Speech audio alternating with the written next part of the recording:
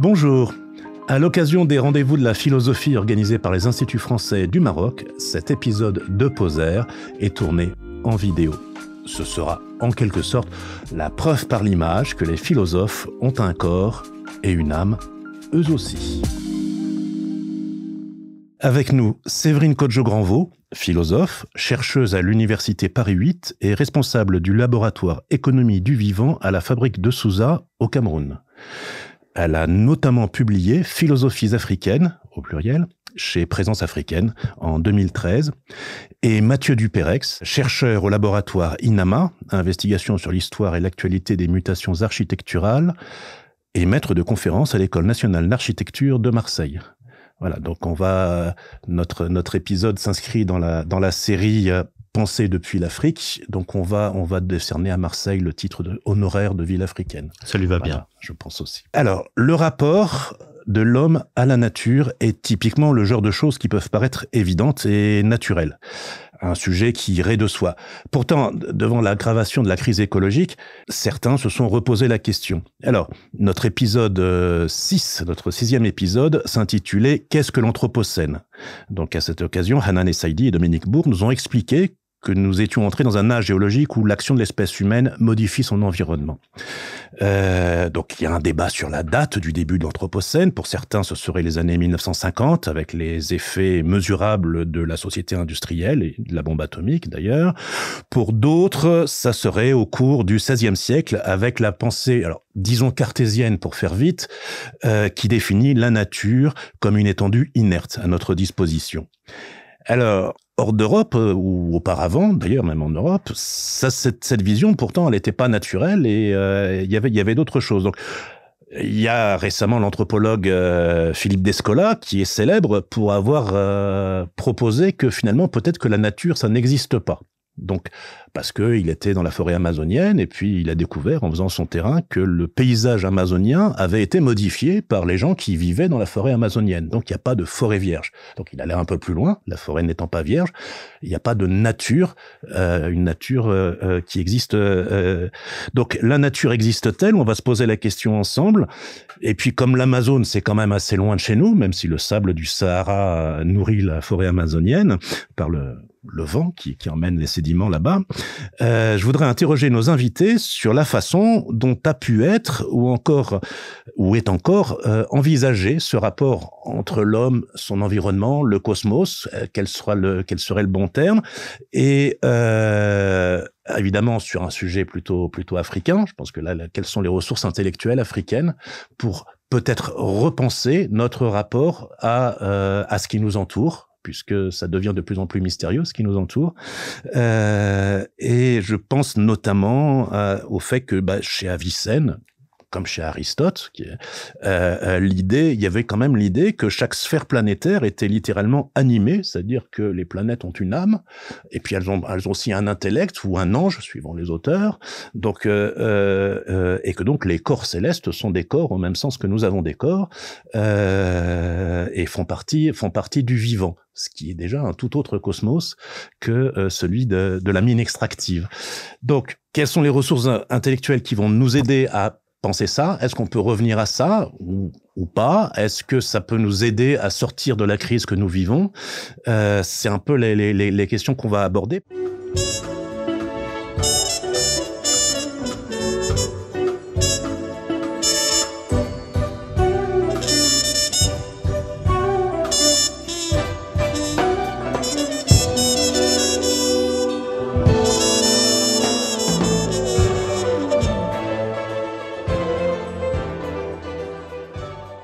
On va commencer, Séverine, si vous le voulez bien, avec la version africaine d'Aristote, puisque j'ai eu un jour à interviewer le poète Hawad, qui est un nomade saharien. Il n'aime pas qu'on dise qu'il est né au Niger, et qui m'expliquait que à l'âge de 7 ans, il avait étudié la logique aristotélicienne en nomadisant. Donc, Aristote est très connu en Afrique. Est-ce qu'on pourrait développer un petit peu ça? Est-ce qu'il nous dit du cosmos et de là des autres cosmogonies qui pourraient nous servir de repères ou nous nourrir dans la réflexion? Alors, bonsoir. Tout d'abord, merci pour cette invitation qui m'est faite de venir échanger avec vous. Alors Aristote, il est effectivement connu sur le continent parce que c'est un des auteurs qu'on traduisait par exemple dans la région de l'Afrique qui correspond à l'Éthiopie actuelle dès le 7e siècle. Et c'est un auteur qu'on a traduit aussi du côté de Tombouctou. Et donc c'est un auteur que l'on connaît aussi par les traductions en langue arabe qui ont existé. Donc on a beaucoup philosophé avec Aristote en Afrique, mais même si on philosophie avec Aristote, on a aussi sur le continent un certain nombre de conceptions philosophiques qui ont pu être qualifiées de magico-religieuses ou de superstitions, et qui nous disent que l'humain vit dans un grand tout et que ce grand tout, on le nomme pas nécessairement nature. Ça peut être le cosmos, ça peut être l'univers, ça peut être tout. Il n'y a pas forcément un nom très précis. Et d'ailleurs, selon les linguistes, dans la très grande majorité des langues africaines, le mot nature n'existe pas. Et donc, la problématique que vous évoquiez à travers le travail de Philippe Descola se retrouve aussi ici, si on travaille à partir des langues africaines. Ce qui, moi, m'intéresse, c'est de voir que ces cultures et ces approches philosophiques où on a une insertion de l'humain dans un cosmos qui serait soit animé, doué d'une âme. On a catégorisé ça sous la modernité comme relevant de croyances religieuses ou magiques, mais ça s'applique aussi dans le cas de l'Europe. C'est-à-dire que au moment où se développe ce qu'on va appeler la science moderne, et avec cette idée que l'humain serait sur une planète qui est dans un univers qui est appréhendé de manière mécanique et donc qui serait de la matière dépourvue d'âme et de spiritualité, en fait, on a une rupture avec toute la cosmologie médiévale de l'Europe médiévale.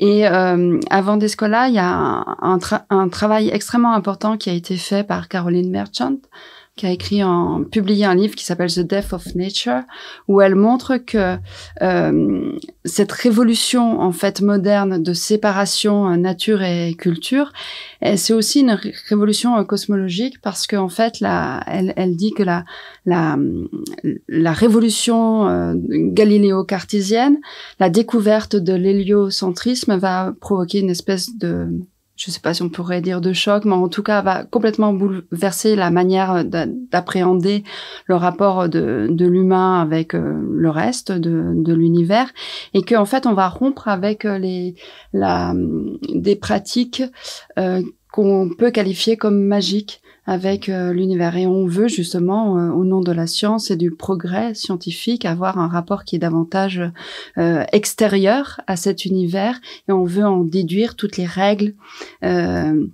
mathématiques ordonnées aussi, comprendre comment s'ordonne ce monde-là.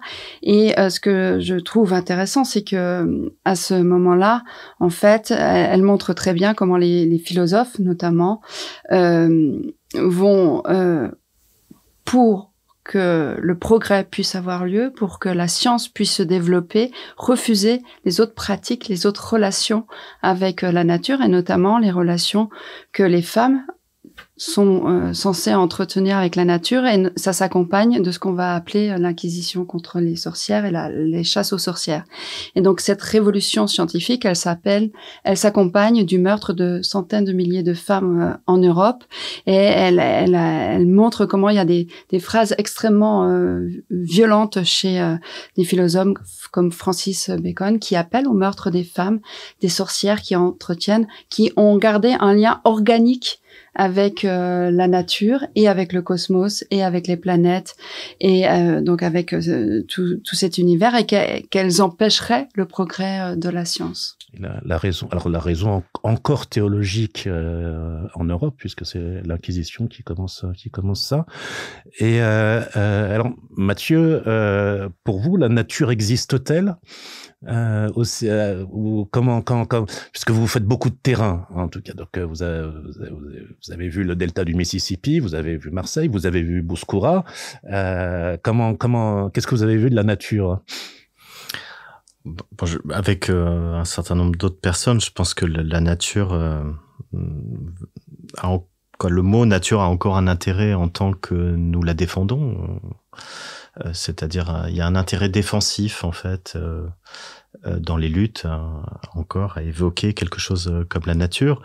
Ensuite, l'intérêt, effectivement, de l'anthropologie de Descola ou des travaux de Bruno Latour, c'est vraiment de provincialiser une certaine pensée hégémonique occidentale sur qui a inventé ce concept de nature, ou bien cette nature 2, dont Séverine vient de parler, galiléo-cartésienne, et vis-à-vis de laquelle un certain nombre de résonances très concrètes, en tout cas de subsistance, de cohabitation, de liens, de génération et d'engendrement et de régénération, finalement, sont assez étrangers à ce concept, ou en tout cas n'arrivent pas à rentrer vraiment dans ce concept. Et là, en ce sens, donc la magie comme pouvoir du dedans contre un pouvoir sûr, un pouvoir exercé sur une mainmise sur les entités naturelles par le productivisme, l'impérialisme, le colonialisme, peu importe quoi, enfin tous à la fois en fait, le capitalisme. Cette magie de dedans, il faut l'exercer à mon sens par de l'attention. Donc de l'attention. Alors l'attention, elle passe effectivement par de la rencontre et des pratiques. C'est des pratiques dirigées, de l'observation dirigée et des pratiques qui permettent de mettre en évidence en fait la façon dont tel lieu, tel territoire offre des relations aux vivants, des relations aux vivants qui lui sont spécifiques, qui sont spécifiques aussi à une histoire économique et environnementale. Et donc, je crois qu'on peut effectivement, il faut quitter un peu le champ des abstractions pour localement, à chaque fois, reposer la question de cette existence de quelque chose comme la nature. Et de voir où sont les champs de force pour les champs de force pour qu'il y ait du plus de vie, du plus de relations par rapport quoi. Et en résistance bien souvent, hélas, à des pouvoirs qui sont bien supérieurs et qui eux consistent à fragmenter les écosystèmes, à les archipéliser, à ôter des principes de subsistance, ôter des communs qui sont les communs naturels. On a appris cet été que l'eau de pluie, où qu'elle tombe sur la planète, que ce soit le plateau tibétain ou la forêt amazonienne, est impropre à la consommation tant il y a de polluants finalement atmosphériques qui contaminent cette eau dès qu'elle tombe. Donc le commun naturel le plus évident, l'eau, est aujourd'hui en fait est aujourd'hui entrée dans une logique qui est celle bien du marché. Pourquoi ? Parce que il va falloir dépolluer cette eau et donc considérer que l'eau est un produit, un coproduit industriel après l'avoir pollué.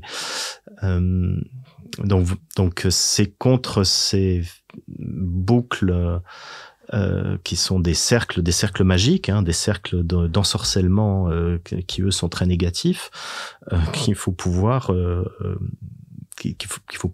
bien trouver des chemins, de refaire du commun, de la reliance et tout ça. Et alors, est-ce qu'on a sur le continent des idées, des cosmogonies qui étaient jusqu'ici mises sur le boisseau, qui pourraient nous aider à reconstruire de ce commun, en tout cas, Séverine? Il y a des idées et il y a des pratiques. C'est-à-dire, il y a à la fois des savoirs et des savoir-faire qui, même s'ils ont pu être mis à mal, soit par la colonisation, parce que quelquefois ils étaient tout simplement interdits, soit par ensuite une espèce de mondialisation qui a pu poursuivre l'œuvre de la colonisation en quelque sorte, en dévalorisant ces pratiques-là. Il y en a quand même un grand nombre d'entre elles qui ont survécu, parce que elles se sont parfois faites dans le secret. Mais ces savoirs, ils peuvent être de différents registres. Quelquefois, c'est des savoirs qui ne sont pas publics, qui sont des savoirs qui se transmettent entre initiés. Et puis, il y a d'autres types de savoirs qui sont aussi liés à des savoir-faire et qui, en fait, s'originent dans la terre où ils sont pratiqués. Est-ce que je crois, ce qui est important de retenir par rapport aux questions écologiques, c'est que, à mon sens, il n'y a pas une solution, mais il y a des solutions très locales et très concrètes. Et le micro-local est extrêmement important parce que, en fait, chaque géographie, chaque écosystème a ses propres problèmes et ses propres solutions. Moi, j'aurais tendance à dire que il faut les populations, la plupart du temps, elles connaissent très bien les milieux dans lesquels elles évoluent et elles ont toujours cherché des solutions. Et il y a aussi la nécessité, en tout cas en Afrique subsaharienne, là où j'ai pu aller et échanger avec un certain nombre de chercheurs, il y a la nécessité de revaloriser ces savoirs là, en disant qu'ils existent. Il y a la nécessité de les repenser de manière critique aujourd'hui à l'ère de l'Anthropocène. Qu'est-ce qu'on fait de ces savoirs-là? Est-ce qu'ils sont utiles ou pas? Et il y a beaucoup d'initiatives locales où il y a beaucoup d'expérimentation et de reprise de ces savoirs-là.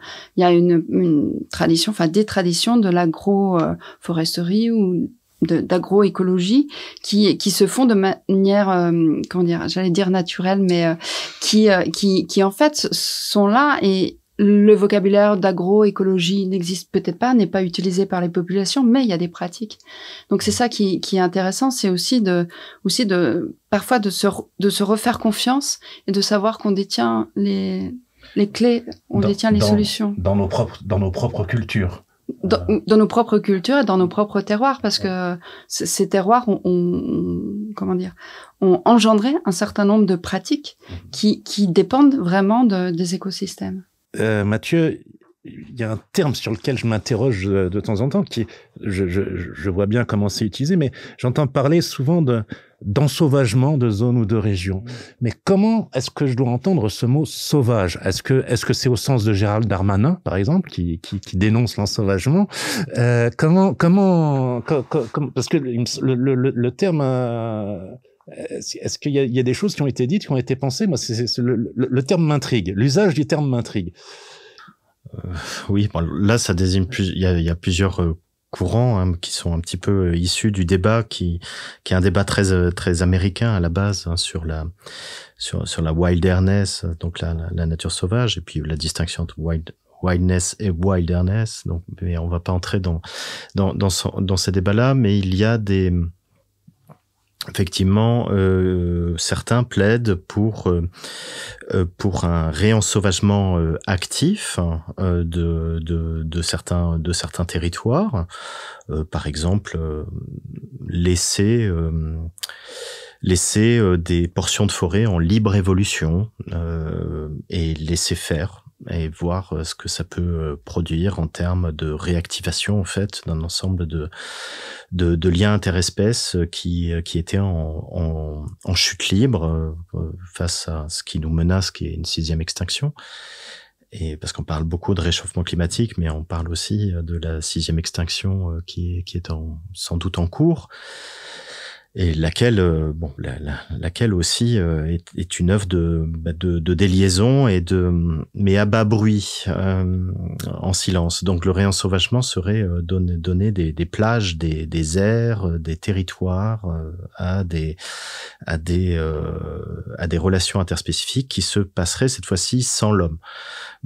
Il y a des initiatives qui vont dans ce sens et qui moi me laissent sceptique. Le sans l'homme me laisse un petit peu sceptique. Je pense que on continue de tourner en rond, et puis c'est aussi une sorte de luxe bourgeois qu'on s'autorise en fait en faisant des collectifs qui achètent des morceaux de forêt, tout ça. Ce qui est certain, en tout cas, c'est que la relation au sauvage, elle est en pleine mutation. N'est que de voir dans toute l'Europe le traitement d'animaux tels que les sangliers qui pullulent et qui font des dégâts dans les champs, et que autrefois une compagnie de chasse, elle tuait 2 sangliers par an, tout ça c'était quelque chose, et maintenant ils en tuent 4 ou 5 par week-end, chaque compagnie de chasse. Ils arrivent plus à bon voilà, les chasseurs se trouvent des régulateurs. Donc il y a plein de problèmes et de mise en défaut en fait des conceptions du sauvage qui sont en cours, et d'aucuns parlent de féralité, c'est-à-dire en fait de processus d'ensauvagement qui sont immaîtrisés, mais qui arrivent justement du fait de l'archipélisation dont on parlait, de la segmentation du vivant et de la mise au droit en fait, la mise à l'échelle en fait de toute portion de vie pour qu'elle soit productive. Et bien dans les arrière-soutes en fait de cette emprise capitaliste sur la nature, eh bien des buissonnements d'ensauvagement, de féralité se produisent.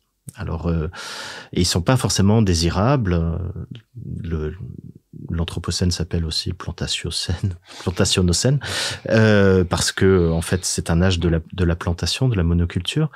Et j'étais effectivement tout à l'heure près de la forêt de Bouscoura. La forêt de Bouscoura, c'est une forêt d'eucalyptus. Donc à 15-16 kilomètres de Casablanca, qui est cernée par des resorts, des villes fermées où il y a tout, et notamment des golfs en période de sécheresse. Et cette forêt de Bouscoura, donc plantée d'eucalyptus, elle a été plantée par le colon, à partir de la sélection de certaines essences d'eucalyptus. Vous en avez 800 en Australie, mais 2 ou 3 ont été privilégiés par les Français et les Britanniques en leur temps, acclimatés dans les fameux jardins d'Alger ou de Rabat, que vous connaissez. Et donc, ces globulus et calmaludensis qui ont été sélectionnés, qui ont été plantés à Bouscoura, et comme toutes les forêts d'eucalyptus du Maghreb, elles sont aujourd'hui en proie à un parasite et un seul, le psilagome, qui cible précisément cette essence calmaludensis, qui est plantée à 40% dans les forêts du Maghreb. Vous voyez? Donc, c'est-à-dire que le colonialisme vert, la façon dont l'impérialisme et le colonialisme, en fait, a pensé quelque chose comme la nature en reforestant, parce que c'était l'ambition de Lyautey, par exemple, de reforester le Maghreb, eh bien, évidemment, recèle des féralités, ces féralités qui sont très désagréables, qui sont une mise à mal aujourd'hui des forêts du Maghreb. Mais pourquoi? Parce qu'en fait, on a sélectionné une seule essence certains intérêts productifs. Voilà, vous voyez une illustration très concrète en fait et qui affaiblit l'écosystème. Oui, c'est l'illustration et alors c'est vrai. Est-ce qu'on a des exemples de tentatives réussies ou pas de mise en œuvre d'aménagement de territoire non cartésienne, si je puis dire, dans les tentatives de sortie de crise que nous avons? Est-ce que sur le territoire africain, donc qui inclut Marseille pour notre podcast, est-ce que vous avez des exemples qui vous semblent intéressants à citer, à raconter? Oui, juste permettez-moi, je voudrais rebondir sur ce qui vient d'être dit parce que Mathieu a parlé de colonialisme vert et effectivement, ça me semble important de revenir sur ce fait historique. Cette fameuse séparation naturelle-culture, elle a aussi beaucoup aidé et justifié et accompagné l'entreprise coloniale qui est d'abord et avant tout une entreprise d'appropriation d'une terre. Et dans les traités de droit colonial, il est dit qu'on a le droit de coloniser une terre si elle est insuffisamment mise en valeur. Donc insuffisamment mise en valeur, c'est-à-dire insuffisamment exploitée. Donc on est dans ce rapport de domination, d'instrumentalisation, d'exploitation de la terre. Et donc on a le droit de s'approprier la terre de l'autre si on estime qu'elle n'est pas assez exploitée. Et cette conquête territoriale qu'est la colonisation, idéologiquement, elle va se justifier par l'idée qu'on aurait en dehors de l'Europe des peuples qui vivraient à l'état de nature. Et donc, il y a cette grande fiction philosophique du XVIIIe siècle qui est de dire qu'il existerait un état de nature et que l'entrée en humanité se ferait par la sortie de l'état de nature. Et les populations qui vont être colonisées, c'est des populations qui sont censées vivre à l'état de nature et qui sont les sauvages. Et ces sauvages-là, ils ont été d'abord exterminés et quand même, ce monde moderne se construit sur des génocides, sur un rapport qui est à la fois de destruction et des peuples et des écosystèmes. Et je pense que aujourd'hui, il est important qu'on réfléchisse sur ces questions écologiques, d'avoir cette dimension historique à l'esprit pour penser aussi le vocabulaire qui est utilisé et de se dire que de la même manière que le mot de nature peut en dehors d'un système, ou en tout cas d'un univers de pensée occidentale peut poser problème, que le mot écologie peut aussi poser problème à des peuples non occidentaux qui, eux, comprennent pas très bien, en fait, quand on dit il faut avoir un mode de vie écologique, ce que ça veut dire, parce que eux-mêmes vivent, avec nos mots, on dirait vivent avec la nature et dans la nature. Et de la même manière, il me semble que quand on parle de réensauvagement, il faut savoir aussi d'où vient ce mot de sauvage et quelle histoire il porte dans un contexte occidental. Et la déshumanisation extrême qu'a été notamment la mise en esclavage et la traite dite négrière, où on justifie, notamment d'ailleurs dans le cas français, pour parler des esclaves, on parle du bois d'ébène. Et donc on est là aussi dans un rapport de domination à des humanités qui sont réduites d'abord à un état végétal et puis ensuite qui vont être réanimalisées comme bêtes de somme dans les plantations ou par exemple presque comme des étalons quand on force les hommes à violer les femmes esclaves pour la reproduction de la force de travail. Donc il faut savoir que ce mot sauvage aussi, il charrie toute cette histoire-là avec lui. Et donc, je pense que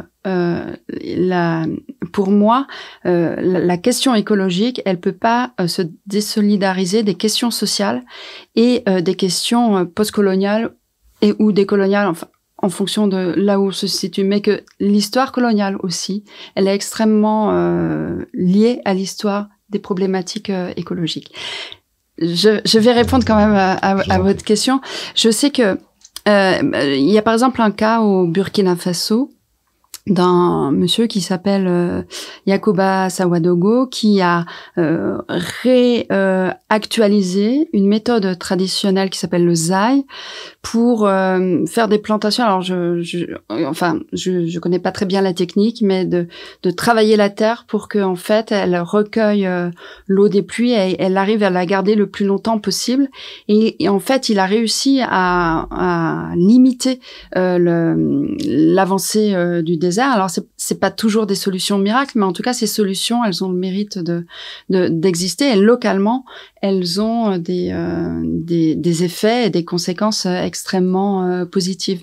Il y a plusieurs exemples aussi au Sénégal où on a réactualisé des méthodes traditionnelles qui avaient été un petit peu délaissées parce que dites non scientifiques, et donc on pensait qu'elle n'était pas compatible avec l'idée d'un développement et d'un progrès. Mais en tout cas, ces techniques permettent justement d'avoir des sols plus fertiles, qui retiennent mieux les eaux et qui permettent d'avoir une production agricole plus dense, et de nourrir en tout cas les communautés. Il s'agit peut-être pas de nourrir tout un pays, mais en tout cas là où c'est fait, ça suffit pour nourrir les communautés. Et puis ce travail-là, il s'accompagne aussi, c'est pas seulement des pratiques, c'est aussi de revaloriser des conceptions cosmologiques.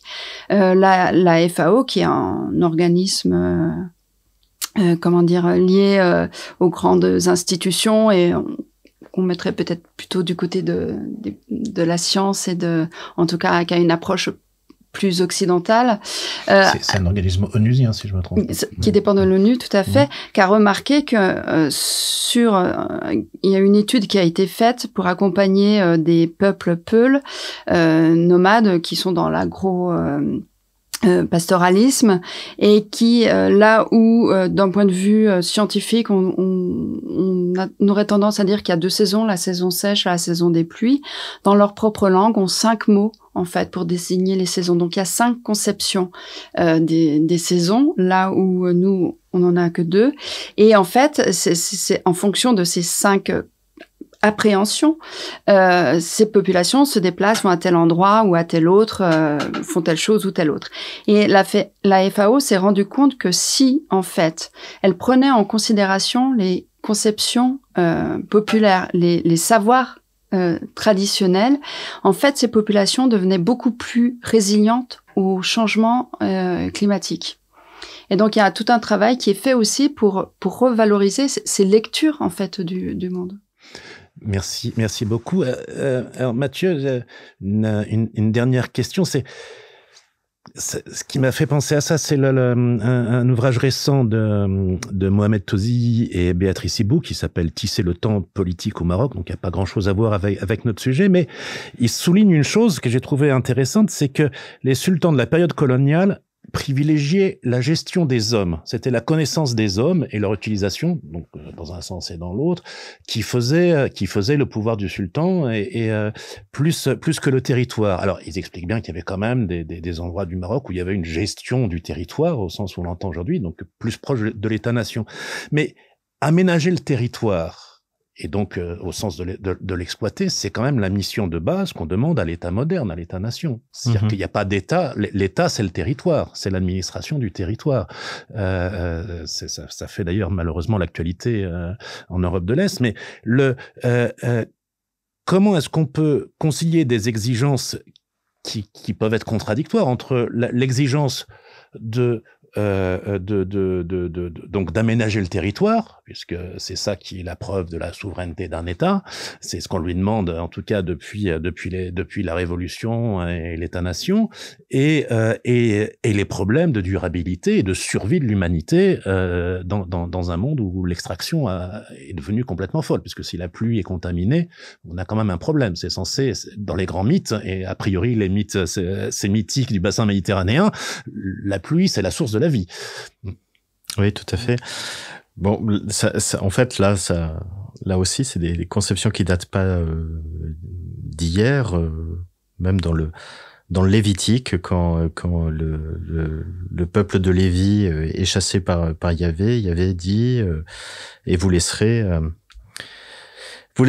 à la terre faire les shabbats que vous lui avez refusés, c'est-à-dire la surproduction du sol, le fait que un peuple tient aussi longtemps qu'il prend soin de son sol, ce sont des choses qui sont de très longue date en fait acquises et connues. L'aménagement du territoire, c'est quand même une conception qui est une conception pelliculaire, infrastructurelle, qui consiste en fait à faire traverser d'infrastructures en fait un territoire, et ça tient aussi longtemps, là aussi, que l'État prend soin de ces infrastructures, de ces institutions, de toutes les échelles qui permettent en fait qu'un territoire, quel que soit le lieu d'une nation, puisse en fait bénéficier d'un certain nombre de services. Tout ça. Donc c'est une très belle idée, l'aménagement du territoire. Le ménagement du territoire, passer de l'aménagement au ménagement, c'est une très belle idée, mais qui consiste tout simplement dans la déduction que les problèmes de la première idée posent, c'est-à-dire que sans maintenance, sans soin, en fait, sans soin donné aux infrastructures qui nous supportent, bien, nous tombons. Car effectivement, Homo sapiens, c'est quand même une espèce qui s'est construite de façon assez artefactuelle, sa niche écologique, quel que ce soit un sol nourricier ou que ce soit un réseau d'infrastructures, des chenaux, des canaux, un système d'irrigation et tout à l'avenant. Donc ménager le territoire, alors là on se rend compte que ça exige encore plus d'institutions, de capacité à instituer que ne l'a fait l'aménagement du territoire, au sens où ménager un territoire, ça suppose en fait que un certain peuple localement puisse dire nous sommes le peuple de l'Oued Bouskoura, nous sommes le peuple du fleuve Niger, nous sommes le peuple de Loire. Bon, c'est pas facile à constituer, donc il y a des perspectives qui sont offertes par une tendance à l'animisme au sein de l'animisme juridique, pour personnaliser des entités naturelles et pour peut-être rééquilibrer en fait rééquilibrer les rapports de force et d'exploitation, mais ça suppose, comme dans la pensée en architecture et en paysage, on parle beaucoup de la biorégion, la biorégion étant souvent un bassin versant et sans doute une très bonne échelle écosystémique en fait pour comprendre que tout est lié.